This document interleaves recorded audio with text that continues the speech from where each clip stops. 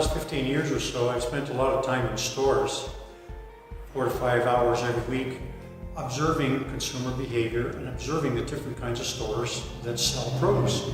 So what I want to use is a series of photographs that show you all the aspects of merchandising, marketing, and then brand.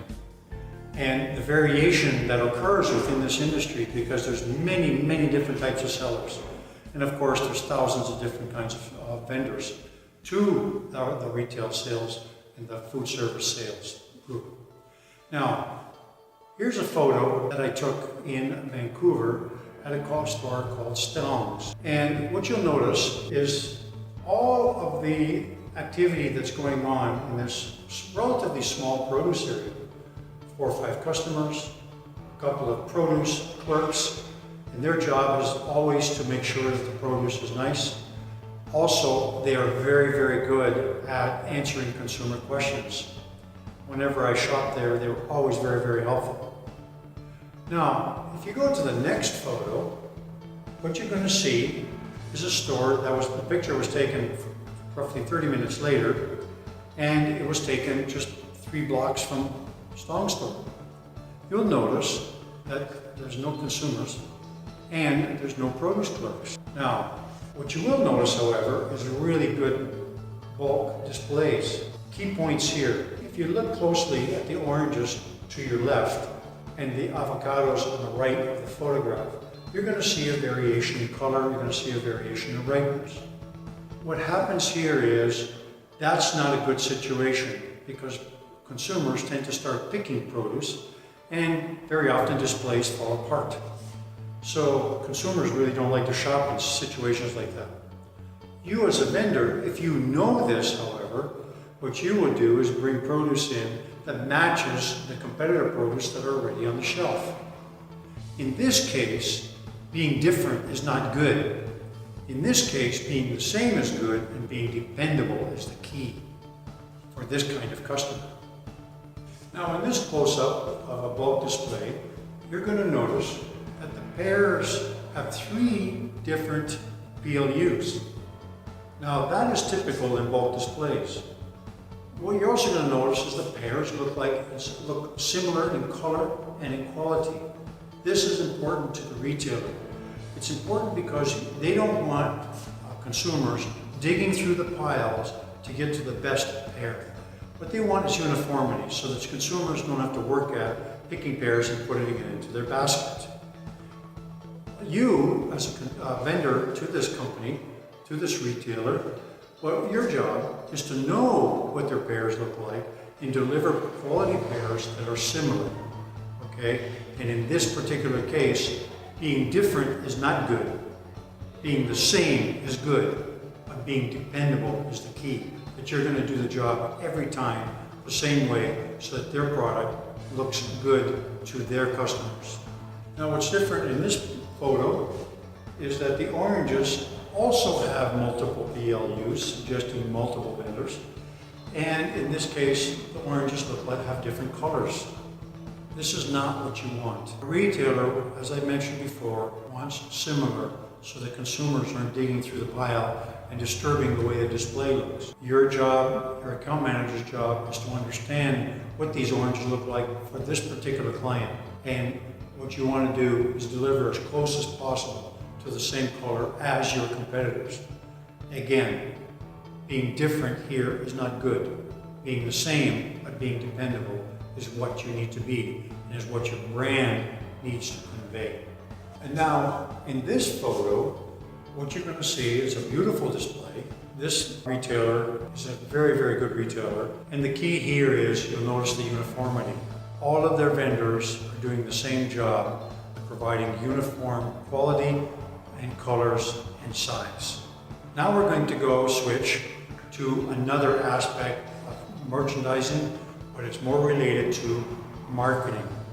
This photo, taken at an actual store, shows what I wouldn't call a very good product display. Might be a discounter, might be someone who just brought product in as a price buyer.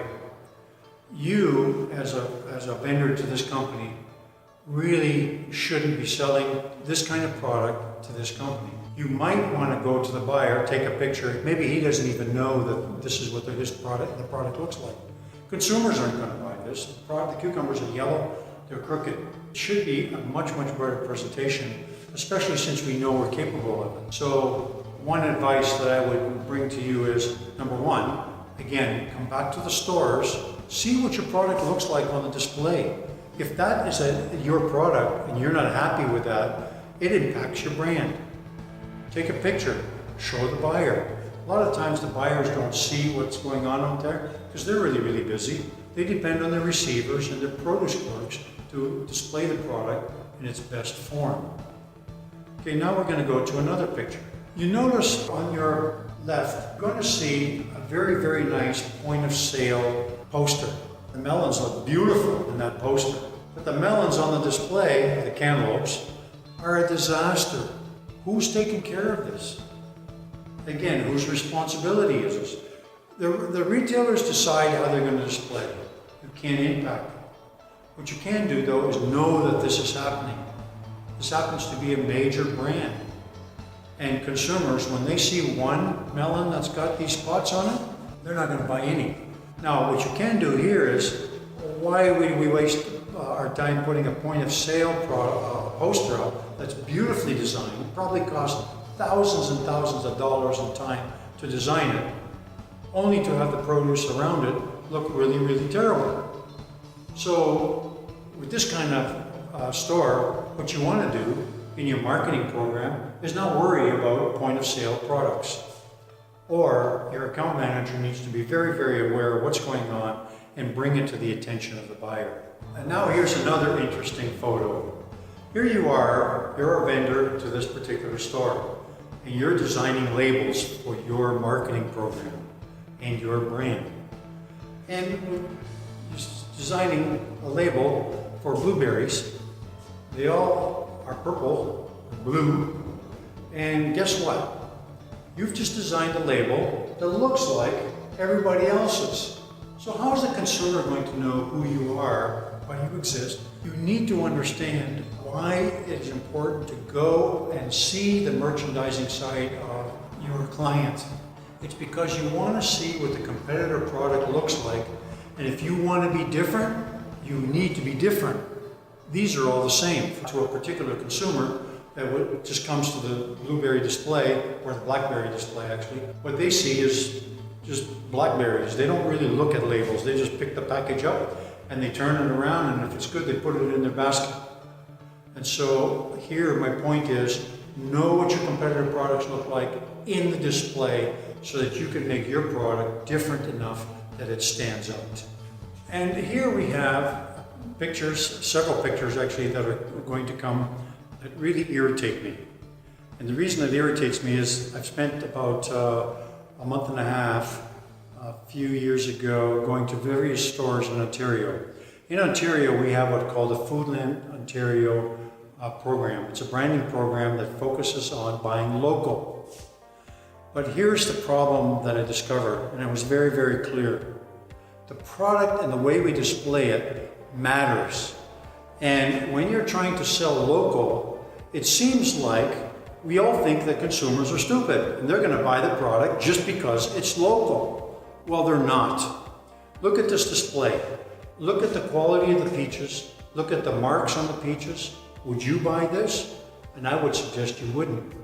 What we have to do is we have to make sure that if we have a local food branding program that puts a lot of vendors together, we have to develop quality standards that are good enough to show people this is actually what local produce is about. Now here, the next picture shows this even clearer. Here we have nectarines from Ontario. The reason I put my watch in this picture is because those nectarines are not much bigger than the watch. And on top of that, we're putting it in a plastic container. And the whole world is moving away from plastic containers. When you look at this particular store, they had beautiful display of California peaches and nectarines. They were triple the size of this. Which do you think the consumers are going to buy? Why do we go through this trouble of having a local brand when we think we can just put in the store whatever we want? No, we can't do that.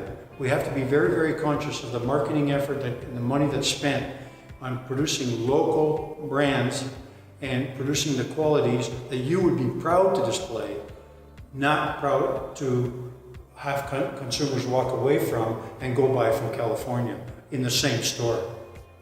This picture shows a lady sorting through some corn. The question I'm asking you is, why do we make the consumers work so hard? This is a local product, and we're making them, first of all, we're making them look for the really good quality corn. Second of all, anything that they pick up and don't like, they throw it back, unsheathed, back into the bin. It makes the whole bin look very, very sloppy. Again, I come back to the point. If you're going to produce local and brand under a local association, you have to make sure that what the consumers are getting, they know they're getting. They don't have to grab a whole bunch to find one that's perfect. They can grab any one of them and it'll work for them. Now the final picture of this series is this particular one. And I'm really proud of this one because this is the way you should display local produce. Notice the potatoes are fresh looking, the baskets are full. It just makes you want to go and buy not one basket, but 2 or 3 to take home and share with your friends. This is what merchandising tells you. You go and you look at the store and you're proud of your product that you have in that store and that consumers are buying from you. I can assure you that anybody that sees that All-Star label will buy it automatically. Okay, in this photo, what I want to show you and explain to you is why we want to avoid doing what's convenient and start doing what's right. You notice that this is a bag of peppers. And within that bag, there's peppers with PLU stickers on them. Well, I have to tell you, the consumers hate PLU stickers. They just hate them. And what we're doing here is, because it's convenient, we take stickered peppers that have been stickered on the production line and stick them in this bag. So the bag itself doesn't need this PLU. It has its own PLU and SKU. So why are we putting stickers of peppers in this bag when we know that consumers don't like them? Do what's right, not what's convenient. Now, this picture is